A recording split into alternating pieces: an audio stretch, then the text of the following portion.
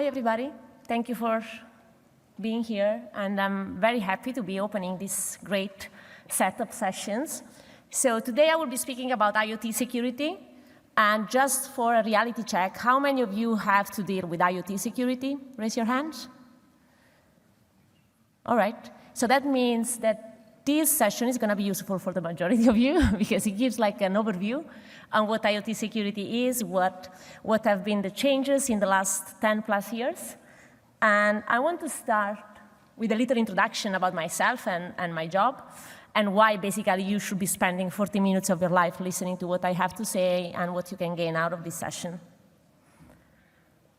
I was raised and born in Italy, in the south of Italy actually, where I took my master in computer engineering.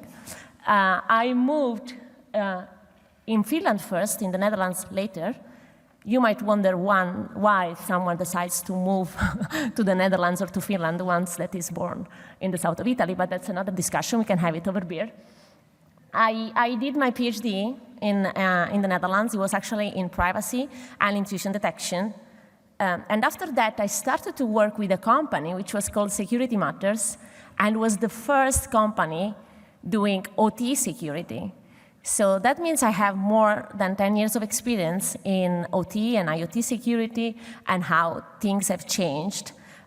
Nowadays, after a few years, actually, Security Matters, which was a startup, was bought by Forescout, which is one of the sponsors also here. And since then, I am leading the research team at Forescout. It's called Vedere Labs. Vedere in Italian, but also if you speak Portuguese, might make sense to you, means to see, to understand, to analyze. And the mission of our team is actually to look at the threat landscape, especially looking at IoT, but not only. We do stuff like network monitoring, intrusion detection. We do threat research, malware analysis, threat intelligence. So yeah, I hope I can share some of my knowledge with you guys, and that you can find that useful. So what do we do at Vedere Labs? I think it's quite interesting because it gives you an idea of what security researcher teams are actually doing all day long. So in our case, what we have, we are quite lucky because we have a set of data that is coming to our clouds daily. And this data that we collect in more than 3,000 sites that we are monitoring, and this data about devices. So wherever we have these sensing capabilities from Forescout, we're actually looking at what devices are in a network. Is microphone connected to the network, laptop, servers, whatever is there. And we capture a lot of attributes out of these devices. What firmware, operating system are they running, what port, what protocols. All of this information comes up to our cloud. And then what we do is actually enriching this information. Let's say this gives us an information about what's out there. So it's not really the threat landscape. It's more like, okay, what are we deploying as a society? What are the devices that are actually creating and composing our society, our infrastructure? Then what we do is we integrate this information with information which is a little bit more threat related. So we look at the deep web, we have a set of honeypots actually deployed in different geographies that are simulating a variety of devices and trying to understand what kind of techniques, what kind of things are they looking for, the threat actors are doing against those devices, and what are the devices that are more sexy from a threat actor, that are more after to. And then we also put together a sandbox where we actually analyze the malware, how is the malware evolving, what kind of things are happening, what are the TTPs that we can track, etc. And then what we do in this cloud, what the Vedere Labs team does is putting these things together. So we do data enrichment, we do aggregation, correlation, and we are able to say, this is the trends that we see. We see that more threat actors are actually looking after VoIP phones, and if you have a VoIP phone, they're actually trying. What are they trying to attack? And why is that happening? And what are the bad IPs? Where are they coming from? Are they associated to certain infrastructure that is actually associated to a certain threat actor? So all of this additional information, enriching of the information is happening. And then what we do as our team is both giving back this information, this threat intelligence, to our products, so that the customer that have this can actually be more up to date with the landscape. But at the same time, you're actually having a big mission around sharing it with the community. So we are basically all this information, which can be in a form of a report, it can be in a form of a more actionable threat feed, is actually shared with a variety of stakeholders, which include ISACs. ISACs are like the centers that are sharing information. For instance, there is healthcare ISACs, where all the members are hospitals or manufacturers for medical devices. We join stuff like eISAC, actually. EDP is part of eISAC, which is the energy ISAC, is where energy providers across Europe are actually joining, and they are saying, oh, I've been attacked by this kind of threat actors, by this IP, and shares that information securely in a trusted network with other peers, like with other utilities owner, or with the researchers and research institution. Or we collaborate with the CISA, which is the cybersecurity agency of US, and there are a variety of other agencies in different countries that are actually looking at cybersecurity issues. We share this information with them. Sometimes the FBI or CISA asks us, do you know anything about this IP? Have you seen it active? Since when you have seen it active? What kind of TTPs it's using? So we are basically joining the community in this effort. Actually, most of the things I will be talking about today is done by my team. The team is not huge, but it's highly skilled. And a couple of things I wanted to share. Again, I think one of the mission, and when we were speaking with Jorge, is oh, don't try, but if you can be inspirational. So one of the things I would like to do is also share with you what threat research team can do, who they are, and what kind of skill set do they have. In this case, it's a quite diverse team, also in terms of language, in terms of skill set. Some of them have a PhD, actually most of them. And even in languages, if you're doing threat research, having a team that can speak a lot of languages is actually quite useful.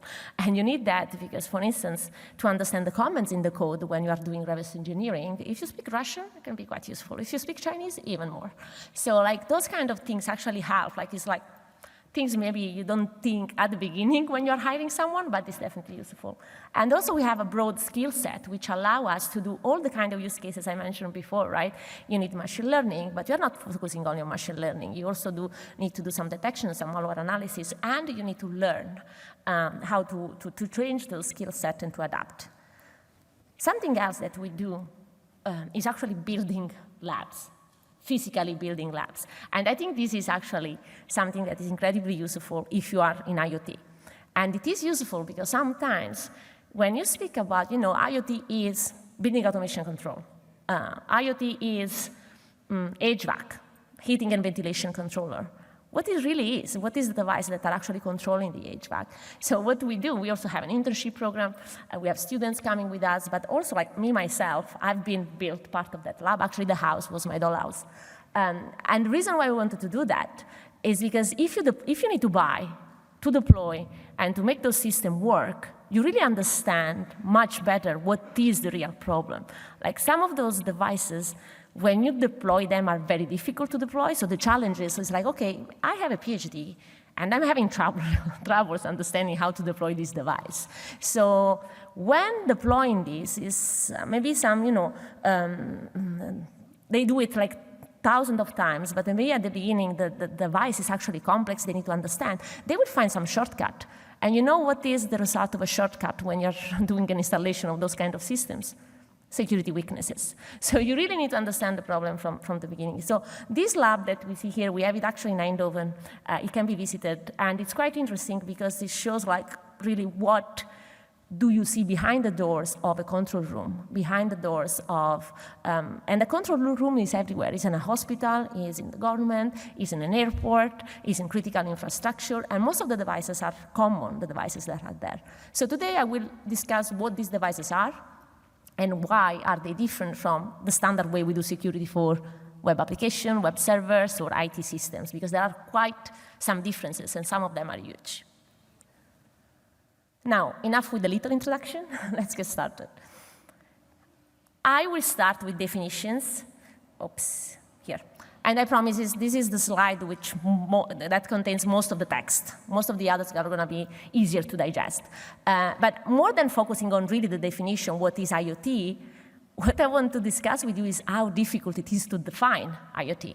If you go online and you try to say, okay, what is IoT? Internet of Things. What are the things? And with years, actually, the terms have emerged, new terms that actually specialized IoT, OT, IMT, IoE. So let's give a little bit, like stop a second, and what are we speaking about? So when we speak about IT, is general information technology standard systems. Standard system is like things that most of us, like everybody, has to deal with.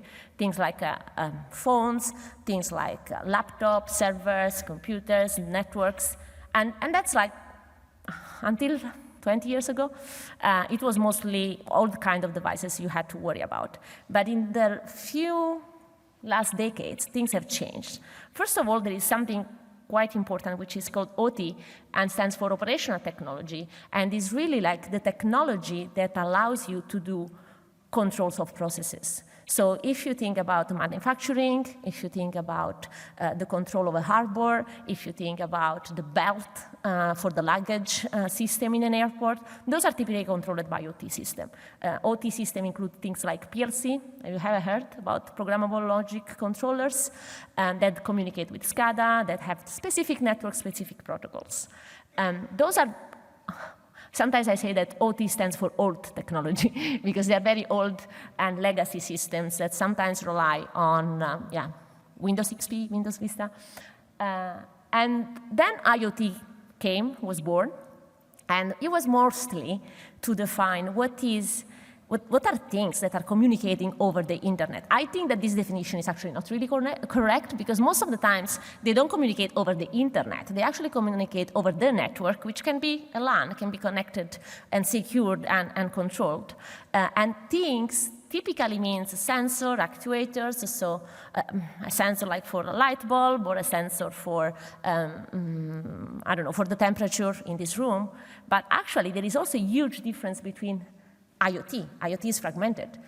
IoT for enterprise, which is typically called IIoT, so the Internet of Industrial Things, includes stuff that are more for organization. So IP cameras, HVAC system, access control with the badge, etc. But there is also a huge part of the IoT, which is the consumer IoT, you know, your doorbell, your Alexa, your Philips Hue lights that you have at home. And those are very, very different technologies, very different vendors, a lot of different operating systems. Then you have the Internet of Medical Things, where the things in that case are medical devices like MRI and infusion pumps and smartwatches or whatever. And then there is a new term which has been emerged in the latest years, which is the Internet of Everything. It's like really actually everything is connected. So if there is something that really is common to all of those, is connectivity. All of those devices, what really makes the I of something, IOX, is the fact that they communicate. And the fact that the diversity of devices that is communicating is introducing a variety of issues and security challenges that we are going to speak about today. So, as I mentioned already, definitions are fuzzy. So if you look at actually the kind of devices that are in IT, OT, IIoT, IoT per se, and IoT, there is a lot of overlap. Like, for instance, if you have something like, a smartwatch, is that IoT or is medical IoMT? Because it's actually a medical application. So what we're going to do today is I will use the word IoT to speak about most of these things, but excluding the IT part of it. And I want to give you also an idea of why the connectivity is important, and with a use case, which I find quite interesting. So I think with Amazon, if we take Amazon as an example, most of the things that we are speaking about today are connected. So Amazon is selling stuff. It's selling stuff by basically shipping products across the globe. To ship, it uses drones. And it actually also produces some of these things. So it has manufacturing. It has IIoT, where there are a lot of sensors that are monitoring the manufacturing. I don't know if you ever saw online, there is a nice YouTube video that shows how the drones and how actually the storage of Amazon are controlled. That is an OT system. But Amazon is also selling Alexa and a lot of IoT devices, and at the same time is controlling all of that, all the information that comes from whatever things you are buying on Amazon on their data center. So it's really like the picture I showed before, like all those different devices in organizations like Amazon or alike. And there are a lot of other examples where you can see everything is starting to get connected. And when things are getting connected is where if you don't do it properly, some of the issues can arise. So again, as I mentioned, today's focus, I will call it IoT. I will not mention anymore OT, IoT, blah, blah, blah, because I think it's just more complex. I'll call IoT, but I mean a plethora of things. So do not come back to me and say, oh, but this is not IoT afterward. So a couple of things about IoT. IoT is diverse. One of the first challenges about IT is the amount of operating system that you can see of all those devices that I mentioned. So at Forescout, I mentioned before, right? We are collecting a variety of data. We are tracking more than 2,000 different versions of operating system. You know what it means? That you cannot have an antivirus, because otherwise you need to support 2,000 and more versions of that antivirus. So the fact that there is this diversity has some security implication. So patches are very difficult to develop, because if you have a lot of variety, a lot of diversity, and there is like one system that is impacted, it's complex and it's expensive. So imagine that you are actually in the security team of a company, of an organization, and this organization has IoT, and first of all, they will not know what IoT they have in their network. That's one of the first challenges. But even if they do, understanding what software is running on the devices, if it's vulnerable, and if the patch is available, is really complicated. For IT system, in contraposition, if you have a Windows or like a Linux server, it's like one command, and then you get the patch done and installed. And with one command, actually, you can install it and deploy it in all your 1,000 servers that you have in the organization. So like really, the level of complexity is incredibly different. Also, a problem is that those devices are unagenable and unmanaged. Indeed, like another synonymous that is often being used lately for IoT is unmanaged device. What unmanaged means? Unmanaged means that you cannot have an agent easily. For some of them you will, but in the large majority, you cannot have an agent, meaning you cannot have software running on those devices that you can use to control those devices. There are some companies that are starting to do some agents for IoT, but like given the variety, the diversity, it's really a difficult, a challenging thing. So you can do it and you can fix it for like a small set of devices, vendor and model, but doing it like to cover the scale of diversity of those devices is quite complicated. And so typically, I don't know if you have followed the SolarWinds case. Do you know about SolarWinds? Well, SolarWinds is a software that is used to manage IT systems. There is not an equivalent of SolarWinds for IoT system. When you have SolarWinds, you can say, okay, if you are not running the latest version of Windows, or if your antivirus is disabled, you are not compliant, I don't trust you anymore into my network, and I kick you out of the network. You cannot do the same for IoT devices. So it's really difficult to trust IoT devices, to understand where they are, and to apply changes remotely, or to even give like some compliance rule. And there is the Zero Trust initiative, where basically you need to comply with certain policies before entering the network. It's very complicated to do that with IoT devices. And another thing about IoT is that it is really everywhere. So these are some of the data that come from the cloud I mentioned at the beginning, so from the Forescout data lake. And we track a variety of industry. We have more than 3,000 sites across the globe in financial, healthcare, utilities, retail, government, and manufacturing. And if you look, those are the IoT, the differences of IoT devices that you find in those kind of organization. So stuff like IP phones, for me this was like amazing. It's like, really? They are so common. VoIP phones are everywhere, like especially in hospitals and healthcare. It's like every office has one, and in government. There is stuff like patient monitor, which is there and is also connected to a variety of other devices, and we will discuss why this becomes a problem.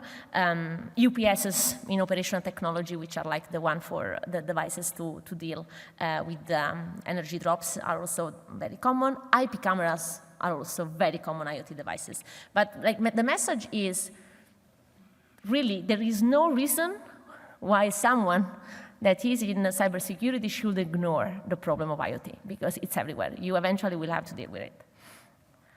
But why are we speaking about cybersecurity of IoT, right? It means that there is some attack landscape, there is a threat landscape. So why would people attack IoT?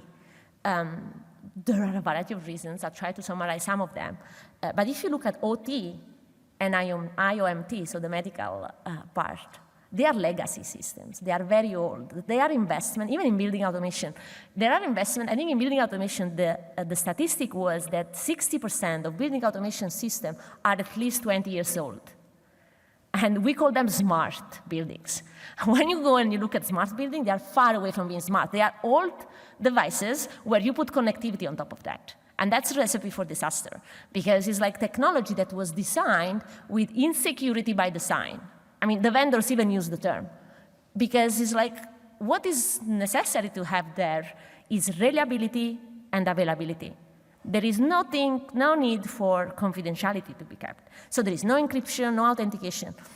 A funny story, a bit of a digression. So 10 years ago when I started, and Stuxnet was a thing, and we will see what Stuxnet is, but when the first attacks to OT happened, I think everybody in the industry was like, okay, no authentication, okay, no encryption. We understand there was those systems are like, they are resource constrained, you cannot really apply encryption because the latency is too high, and blah, blah, blah, blah, blah.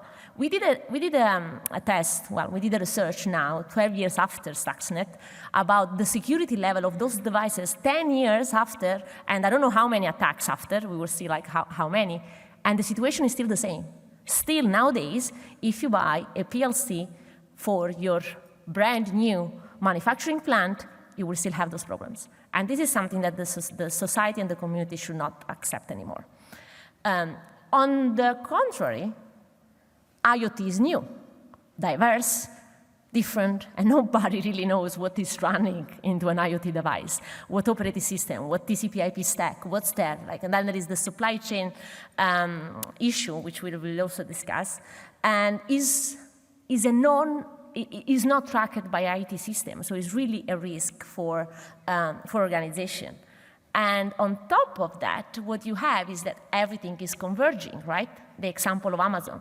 There are use cases in which you need your manufacturing plant to communicate with your data center because you want to track what you are producing so that you can maybe order in advance all the material that you need to actually produce that product. So the use cases are emerging for the need of connection, but the devices that are the underlying devices that are creating the networks where we rely on are intrinsically challenging, bugged, and with some security problems. Now, let's give a look back, how the threat landscape evolved. What kind of attacks do we really see to the IoT? One of the questions sometimes when we speak with stakeholders is why should I care about IoT? The attackers are actually attacking IT system. They are after ransomware, is after my IT system, is after my laptop servers. Why should I care also about IoT? So actually there has been quite an interesting evolution of the motivation of attacks, the kind of attacks that we see into the IoT world. And I want to discuss this with you. So everything actually started in 2010 when Stuxnet, which is by far the most complex cyber war ever built, was used to actually effectively having an impact on physical system. So sometimes when you speak about IoT and you speak about attacks to IoT, you need to understand that in the IT world, what you are damaging is data. So if you have a DOS, you have unavailability of data. If you have a data leakage, you have oversharing of data. If you have a ransomware, it's also unavailability of data. But in the OT world, the impact is physical. if I am blocking the production of a production line, or in this case of Stuxnet, what was done basically with the malware was slowly increasing the speed of the rotor for the nuclear process. So when it became too high, actually there was an explosion. And this is believed to have been delayed the nuclear plan for Iran for more than 2 years. And if you go and you look at, I love the name. The threat actor is called Gossip Girl. Doing threat attribution is also quite complicated, right? Every time I'm going to say threat attribution is highly likely that is that. That's what the community is converging to. You're never sure that that's actually the threat actor. But it is believed that is organization that came together. Also, it was very costly to develop Stuxnet. And it is believed that were organization affiliated with the US and the Israeli government. This software was highly sophisticated and highly targeted.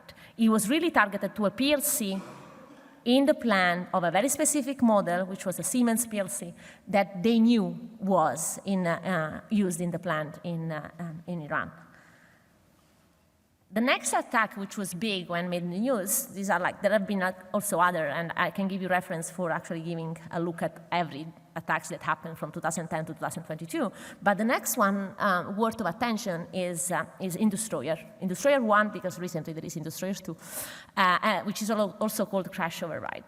In this case, the target was Ukraine, and it was in the capital, in Kiev, to actually attack a substation for the energy distribution, so that it was able to cause a blackout of some hours in some of the region of Kiev. In this case, the threat actor that is attributed to this attack was Sandworm, which is affiliated with the Russian government. The difference from a technical perspective is that the sophistication of this malware was less than Stuxnet. So they're going to do malware is becoming less and less complex. It was multi-stage, so you have initial access, lateral movement, and eventually hit the PLC that is actually running the substation, and it was automated almost fully. In 2017, something else that really scared the community was Triton, or Trisis. And it was different because in this time, they were attacking the safety instrumentation system. So every control system, especially if it's for oil refinery, energy distribution, or heavy industrial process, they have safety systems. So that if something fails, they stop, so that human lives can actually be saved, right? If you're working on the plant, you need to have some safety. You hope that those systems never switch on, but they are there. So what happened is that the actor, also in this case, Russian government associated, hit in Saudi Arabia one of the petrochemical companies, actually the petrochemical company, to actually targeting the safety instrumental system, which kicked in, was stopped, and no many details emerged, actually, on what the impact was. But for sure, there were some stops to the production, and the attack was successful in the sense that it arrived where it had to. Also, in this case, it was highly targeted, and this one was highly complex. This year, though, when the war started in Ukraine, everybody in the industry was expecting a lot of cyber war. We were expecting attacks to come and to hit the critical infrastructure of Ukraine.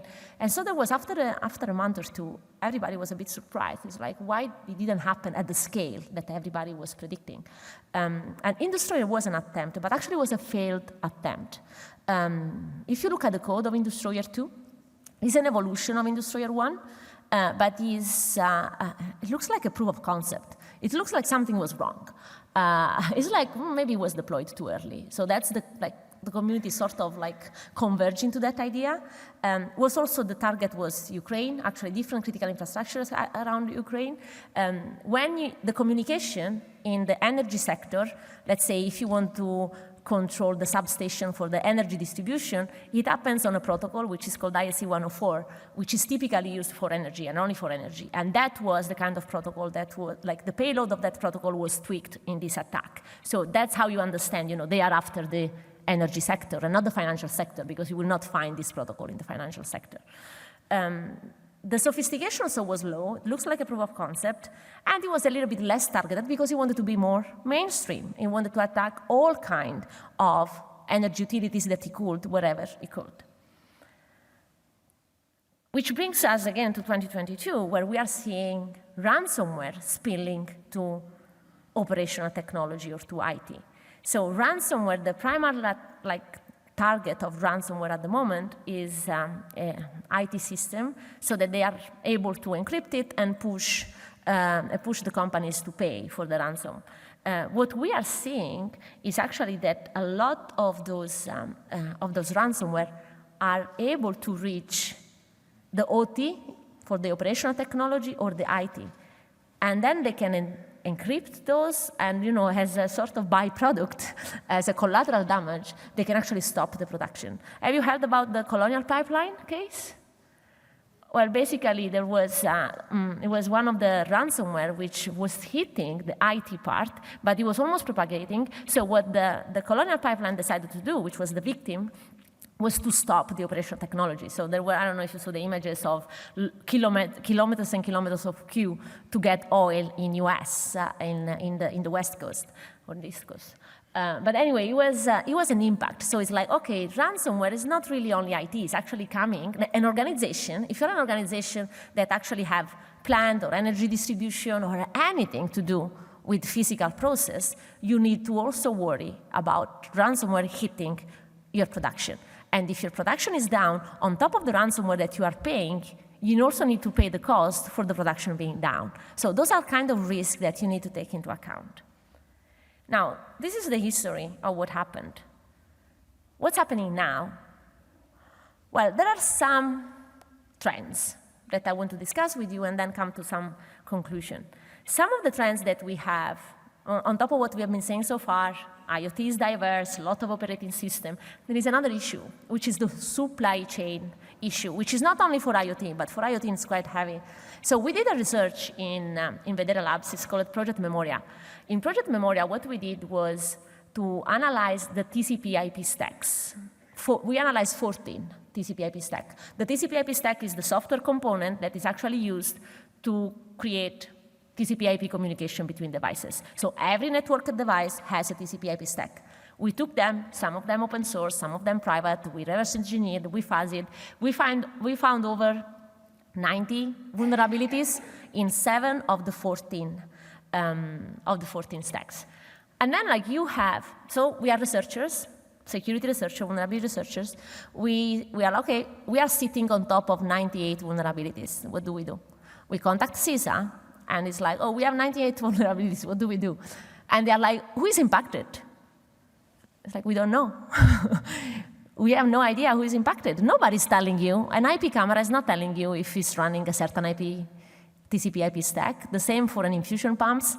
They don't. So it took us more than 18 months to do the whole project from start to over. Most of it was actually over the responsible disclosure because we were trying to identify the impacted vendors so that we could, for some of them, we found documentation. So we found a PDF of an IP camera and was saying, for whatever reason, a certain TCP/IP was named there. So it's like, oh, we believe you might be running this TCP/IP stick that, by the way, is vulnerable to a lot of vulnerabilities. So that's the supply chain problem. It's like when you have vulnerability in a component, and with the TCP/IP stack was very interesting, because that component is then used in motherboard or in network cards, then are used into a final device. So the same motherboard can be used by an IP camera and a VoIP phone. But really tracking that is very complicated. So, and more researchers and also attackers are actually focusing on those kind of vulnerabilities. You can see similar things in the SolarWind case and other case.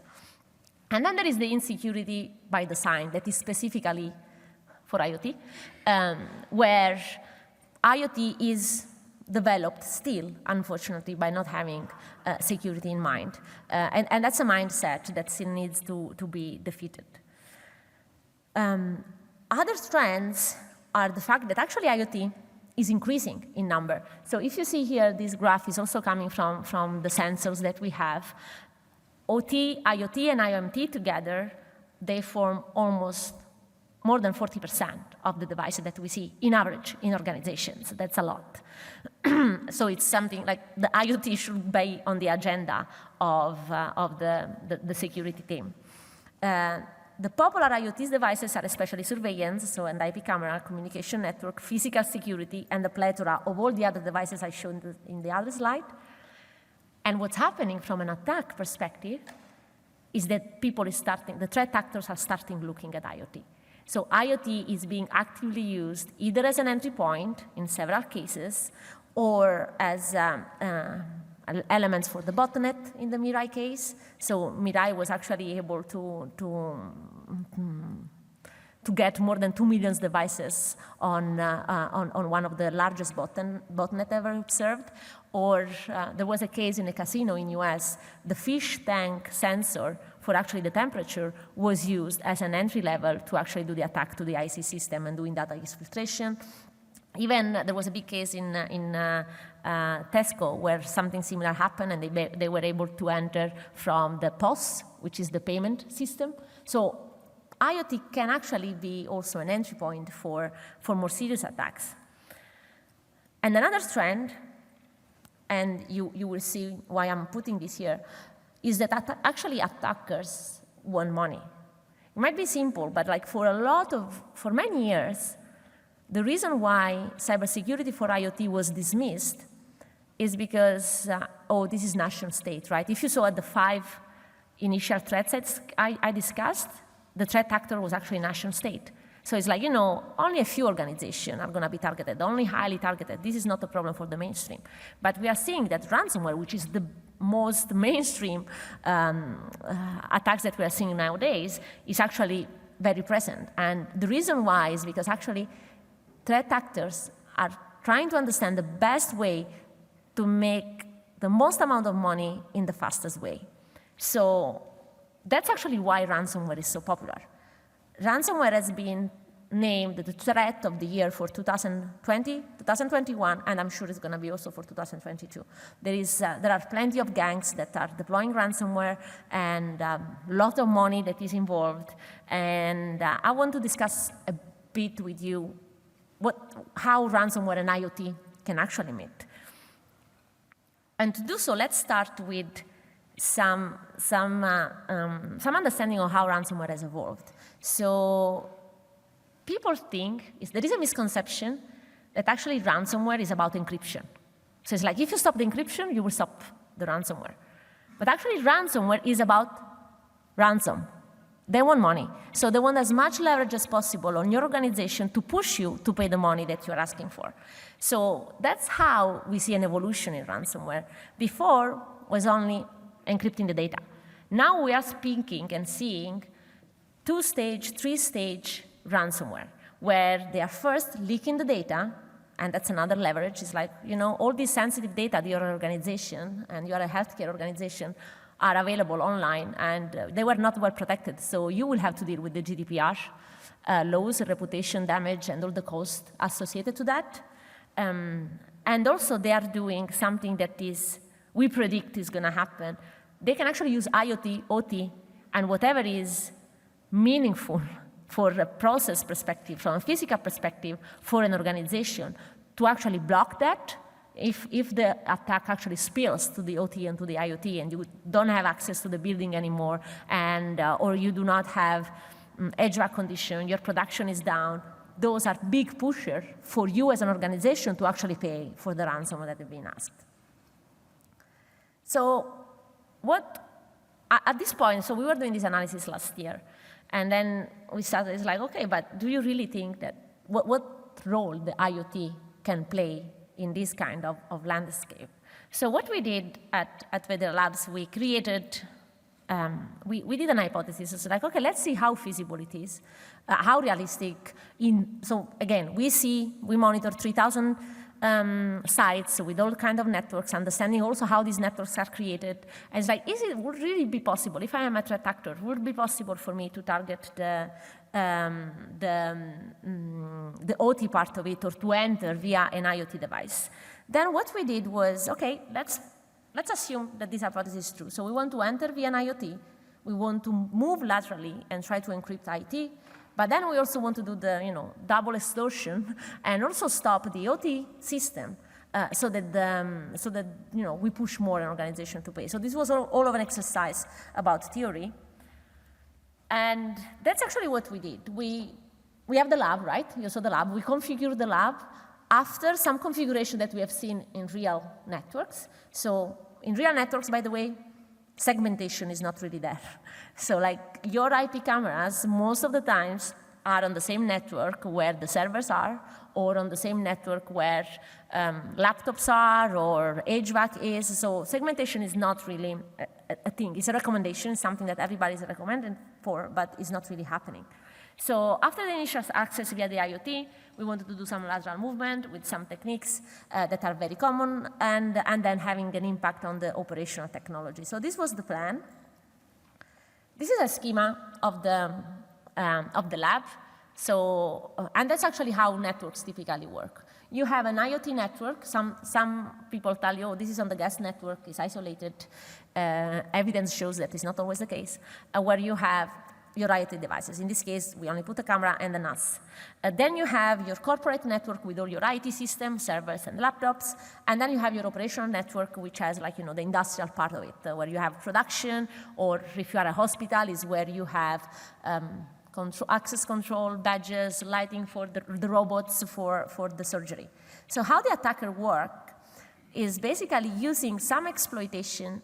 And also what we wanted to do is and the security tools that are out there, are they actually helping with any of that? Can they detect those activities? Can they actually help you stopping the attack? So we use some exploitation of an IP camera, one of the most commonly used. And from there, once the attacker was on the IP camera, it was scanning for other devices. It will find some Windows device, and then it will use something like RDP brute force or other attack techniques. And by the way, I think in this case we used RDP credential, which is the top technique used. You will be surprised. It's like, oh, really? It's one of the most used technique. Once they were on the Windows machine, they could actually do a tunneling back to the attacker so that the attacker had the control over the network, and it could actually connect to the command and connect server. In the malware, we actually also dropped a crypto miner, so to do the three-stage stuff. So they will also use crypto mining for a while. And then after that, actually dropping the ransomware, executing the ransomware. And from there, once you are in those, in the lateral movement, you could actually also scan for OT devices. And if there are OT devices, because of the way they are configured, you can actually put them down easily, sometimes with only one packet. And that was one of the results that we had from the project memorial. On the TCP/IP stack, if you are running one of the vulnerable TCP/IP stack, I sent one TCP/IP packet with the wrong flag, the device is dead. And that's what we did here. So I invite you to actually read the full report and watch the video. You can actually see all the impact. We implemented everything in our lab, and there is a quite interesting video that you can look at it. And then we presented it, and some of the feedback we got is yeah, but this is not real. That's not what's happening. Then the Conti leakage happened, and yeah, the Conti leakage happened. And what happened here? This is quite an interesting story. So around I think it was February or March, around the start of the war in Ukraine, the Conti gang is a ransomware gang which had both Russian and Ukrainian. And when the war started, there was a split, of course. There were no agreement on who to support, what to support, etc. And then eventually the Ukrainian side leaked all Telegram chat from this gang. It was days and days worth of reading. Telegram chats are quite interesting all the times, but in this time, especially interesting. We were lucky enough because some of our guys is Ukrainian, speaks Ukrainian, is sat down in his room for a week, and then pull out this report in which we understand all the stuff they were speaking about. It's quite interesting because they were speaking about PTO, not it's a big gang, right? 200 or 300 people. They have actually an organizational chart. They have the head of HR. They make the payment. They actually have some training. And amongst this conversation, what they were saying is, oh, guys, but we should look at IoT. I mean, have you seen how many IoT devices are in this hospital or in this school? Like, this would be super easy to just enter from there. We need to ramp up our knowledge base and try to understand how to do that. So it's like things are moving in that direction. And why? Because it's easy, because a lot of devices are there, are connected. I hope I provided you enough information on why that should be something we should be concerned. Now, is this doomsday? Not really. I mean, there are some good news. One of the best news, I think, is the fact that these attacks are slow. Sometimes attackers are in your network for days before they actually unleash all their power. So there is the time to actually identify and detect them if you have a good strategy. So in this case, for instance, I think it was one of our examples, it took at least 5 days for the ransomware to be dropped. Also, there is this new trend of ransomware as a service, right? Everything has to be easy. So what the gangs want, they want as many script kiddos able to actually run the ransomware and targeting different organizations, because that's the model, right? They get the 70%, they give the 30% to the script kiddos because they actually give the infrastructure to them. Without the infrastructure, they cannot work. So it's also called the ransomware infrastructure as a service. Is a new thing that is happening. But there are actually two good news out of that. The first one is that to be able to do that, so if the gangs, if the threat actors wants to scale up, they need to make the bad software, the malware, easy. Easy to understand, which means easy to develop, which also means easy to detect. If it's scaling, it means that the same bad piece of software is going to be used and reused. So if we do share intelligence, if we do share the fingerprint, if we actually have, collective threat intelligence platform which are emerging, we can actually do something against that. And then if you have an organization and now you believe, okay, IoT security should be on my agenda, what should I do about that? Well, there are three main things that the cybersecurity community is recommending, and is visibility, compliance, and segmentation. So the visibility is necessary to know what IoT system do you have, how many, where are they, how are they connected? Are they connected with your crown jewels? Are they isolated? You really believe they are on the gas network? So understand what's on the network, profile them. There are tools that do that. There are companies like ours that do that. Do compliance. Put the rules in place. If you do not comply, with my zero trust initiative or with my rules of company, just do not allow the devices to be on the network. Then you can do segmentation. Make sure that devices that should not communicate with the internet or with another DMZ, they are not. Enforce the segmentation. Do not do segmentation via VLANs. And of course, there is the whole continuous monitoring, threat detection and response. But basically, the main takeaways is the IoT is bringing great power, and with great power comes great responsibility. So you need to take care of that. And cybercrime are changing, and we need to track that and be prepared to those changes. Some of those changes might be scary, but for some of them, we can actually get prepared. In order to, create a cybersecurity strategy, you need to be aware about these problems and map them to your organization and create, the best cybersecurity strategy that you could if you are in a cybersecurity team. If you are in a cybersecurity research team, you should know about these things. Maybe they are also interesting for your day-to-day job. So I hope this was interesting for you guys. And I'm done.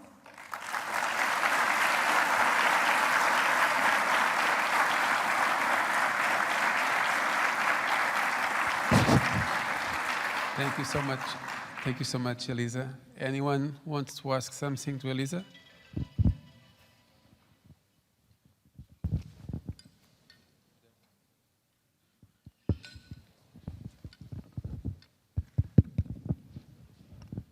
Hey, can you hear me? Yeah. Brilliant. With the rise of home working, how much do you think businesses should be worried about consumer-level IoT devices being within the network that their laptop might be connected to, or so on and so forth? Sorry, I want to make sure I got it. Yeah. How your question is how can we make sure that? No. So you obviously have been talking about IoT devices connected to business networks, industrial. With home working, you now have consumer IoT devices connected to the same network as the work laptop, Yeah, for yeah. example. Yeah. Is that a concern? Do you yeah. think? Yeah, that's the bring your own device sort of thing. Yeah, I mean, with the pandemic, that's part of the problem. With the pandemic, for instance, like there was, it was actually the reverse, right? It was not bring your own device home. It's like your home becomes like the organizational network, and then there are all those issues related to that, and the decay of the system, and you cannot push compliance because you are not in the network system. So all those IT, IT agents cannot really work or work good as before. So yeah, I think it's an extension of that problem. Sometimes I'm gonna like an anecdote in the substation for energy are very remote. Sometimes they are unmanned. And sometimes they are manned. So when we monitor those stuff, we see PlayStation, Raspberry Pi, just going there. I mean, like if you are working there for a shift, which is a night shift, you just need to be there, but not much. You get bored. And although the policy is like we do not attach anything to the network, guess what? It happens. So yes, it's definitely something to be concerned about. David, over there.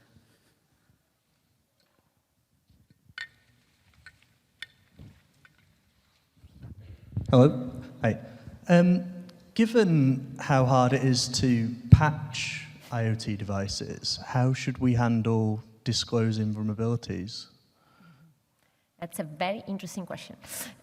So I am a firm believer that we should keep doing vulnerability disclosure. So like, I don't agree when saying that like keeping it closed will solve the problem, because it will not. What we should do is working on initiative, for instance, like the SBOM, which is the software bill of material. In this initiative, you actually have a list of components that are affected, so that are reducing the problem of the supply chain. We need to make sure that the vendors of IoT and OT feels as accountable for bugs as they are in the IT system. You know, like 20 years ago, vulnerability search for Windows was also treated, you know, like was also like skeptical from the vendor. It changed the behavior until the moment where the vendor themselves, they actually have a vulnerability research program within their own companies. I think we should get there also for IoT and OT.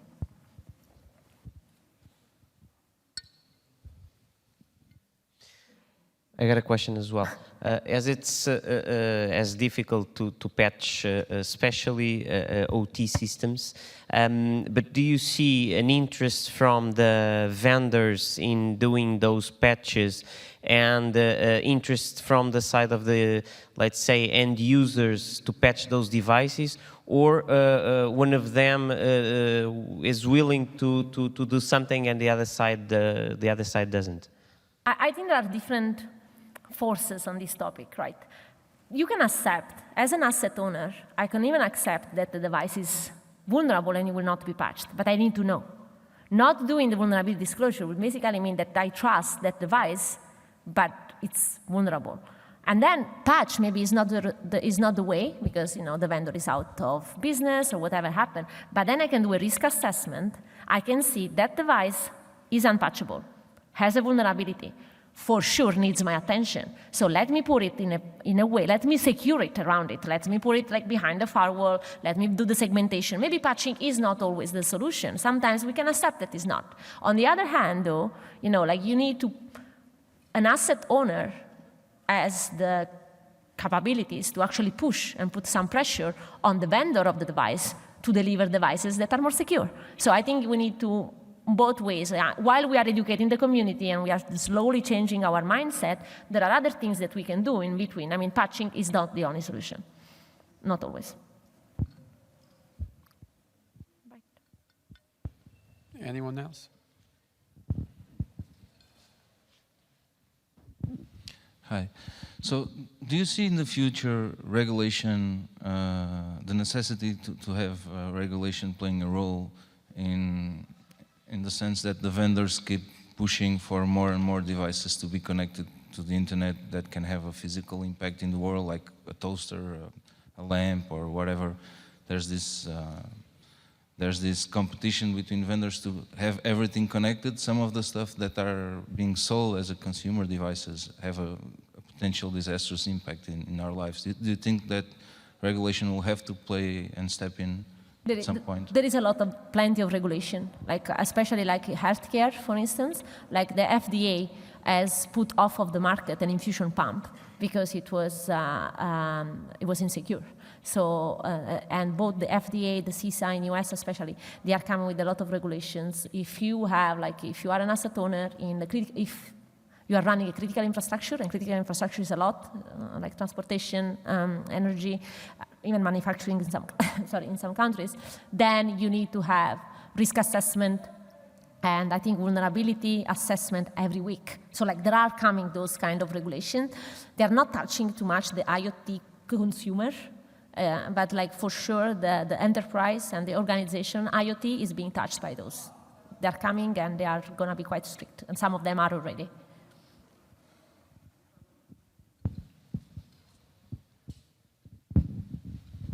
Any more questions? No? Thank you. All right, thank you.